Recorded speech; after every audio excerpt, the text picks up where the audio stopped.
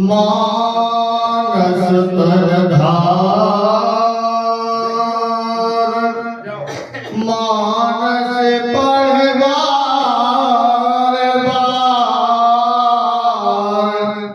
मानस पर मानस को मानस बनाती है। जैसे अबेरी करके 16 श्रृंगार बिरग बिंदु के जगत को नहीं सुहाती है। आज भगवान श्री जगन्नाथ जी के चरित्रों का बहुत ही अच्छा महाराज जी ने अर्थ लगाया।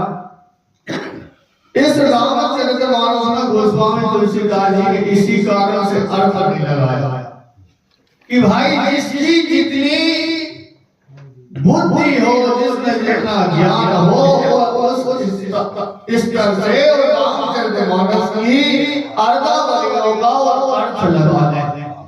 क्यों? क्योंकि संसारिक जो व्यक्ति होता है वो संसार के हिसाब से लौकिक अर्थ लगाता है।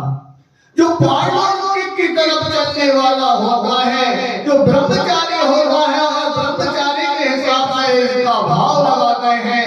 जो सन्यासी होते हैं वह सन्यासी के हिसाब से अर्थ लगाते हैं और जो पारलौकिक संत होते हैं वह संतों के हिसाब से, संतों के अनुमान से रामचरितमानस का अर्थ लगाते हैं। यहाँ गोस्वामी तुलसीदास जी कहते हैं कि आज भगवान का जो दास होता है, जैसे महाराज जी ने कहा कि पद जो भक्ति का पद है, जो दास का पद है वह सबसे बड़ा है। क्योंकि दास का कोई स्वीकार नहीं करना चाहता, सब बड़े बनना चाहते हैं, छोटा कोई बनना ही नहीं चाहता।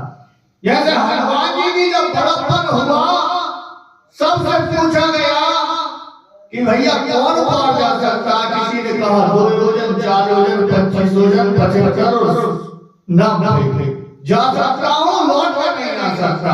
तो सबकी बात खत्म हो गई, सबका फल खत्म हो गया, सबकी पुरुषार्थ खत्म हो गई, सबका ज्ञान खत्म हो गया। अब हनुमान जी वहां बैठे हुए हैं।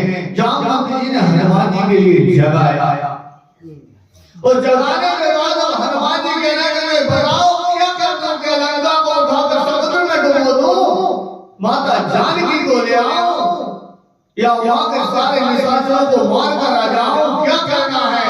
जामवंत जी ने कहा कि वही करना है जो तुमसे भगवान ने कहा। बस उसके अलावा अपन कुछ नहीं करना, क्योंकि अपन परमात्मा के दास हैं। स्वामी के सेवक के लिए वही करना है जितना स्वामी ने कहा। और इतनी बड़ाई जब जा रहे हैं तो बड़ा इतनी बड़ी बड़ाई से कम है कि पूरे राजनीति जहाँ समाप्त हो गए, मान लो इनकी ज्ञान बल बुद्धि सब खत्म हो गई।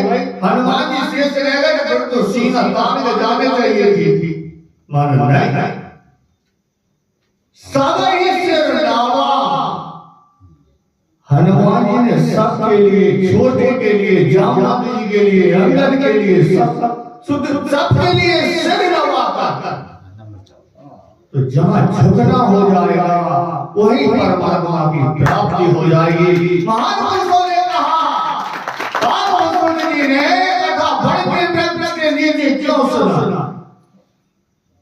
तो बड़े वृक्ष क्या है?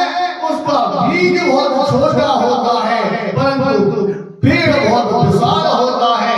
परंतु विशाल होने के बाद भी यदि बबूल का वृक्ष है तो उसकी सारी शाखाएं सीधी रहेंगी और बड़ इतना विशाल होने के बाद उसकी शाखाएं झुकी रहेंगी। जो बड़ा होने के बाद वह झुक जाए वही परमात्मा का वास होता, उसी को परमात्मा कहते हैं।